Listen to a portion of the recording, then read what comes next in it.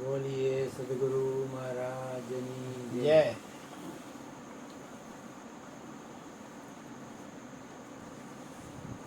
ગઈકાલે ગુરુ કૃપાથી અહીંયા ઉપદેશનું આયોજન થયું. એ ઉપદેશ થયો તો એક વાત મને એવી યાદ આવે, ડૉક્ટરની. એક ડૉક્ટર દર્દી આવ્યો, એને કાંઈ બી કાંઈક સમસ્યા હતી શરીરની. ડૉક્ટર કીધું કે આમાં ઓપરેશન કરવું પડશે. ચલો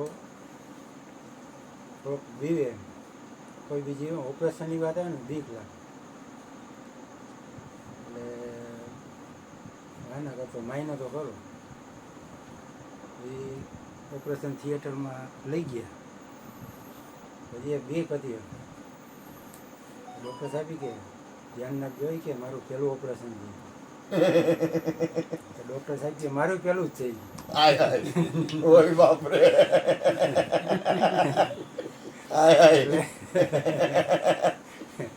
એટલે ગઈકાલે જે ઉપદેશ થયો એ લેવાવાળાનો તો પહેલો જ હોય ઉપદેશ, પણ મૂળ ડૉક્ટરનો પહેલો જ ઉપદેશ હતો. શિક્ષણ માર દીધું. એટલે આ તો એક હસવાની વાત થઈ, પણ જે કાંઈ થયું ગુરુ કૃપાથી, હું તો માત્ર નિમિત્ત. અને બાપુને એવો ભાવ હોય ભાઈ કોઈ પોતાના નિજ તત્વને જાણે ને એનો ખૂબ એવો ભાવ હોય. તો એ બે વ્યક્તિ મારે નજીકના કુટુંબના મળી ગઈ. એક મારી ફઈન દીકરી બેન, એક મારા સસરા. તો આપણે એનું મન માયનું તો એ નિજ જ્ઞાને એને આપણે આપ્યું. તો ન્યાય ગુરુજી તો નીકળી જ ગયા કે એ તમે કરજો, એને જ વાત હું નીકળી ગયો. એટલે એ કૃપા થઈ તો મેં મારી જીવનની પહેલી કમાણી કરી કે છોકરાને એમ કહે ને કે ભાઈ તું કે કંઈક હા માગામાં કરસ રૂપિયા, તો એ કે તું તારી કમાણી કરીને દેખાડે એમ. પછી ઓલો સ્ટેશને જાય કુલીનું કામ કરે છે અને પરસે ઓરી જાય તો એ 10 રૂપિયા નોટ મળે છે. એને બાપા ભજાય બાપા ફાડી નાખે. હવે એ કે શું કરો એ કે તમે મારી કે પહેલી કમાઈ તો કેટલો પરસેવો પડી ગયો.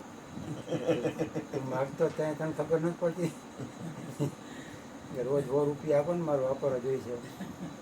પૈસા કેમ કમાય તને ખબર પડી ને. એટલે એ તો લૌકિક જગતની વાત છે, પણ આ આધ્યાત્મિક જગતની એક ગુરુ કૃપાથી મને નિમિત્ત બનાવ્યું. એ કંઈક મારી કમાણી થઈ. વર્ધનભાઈ ખૂબ આશીર્વાદ આપ્યા. બાપુ આશીર્વાદની વાત કરીએ ને, બાપુજી આશીર્વાદ દઈને જ ગયા. હૃદયથી દિલથી આવ્યા કે આવા નવા હજી કે તમને કે કોઈને કોઈ પાત્ર મળતા રહીએ. વાહ વાહ, સરસ.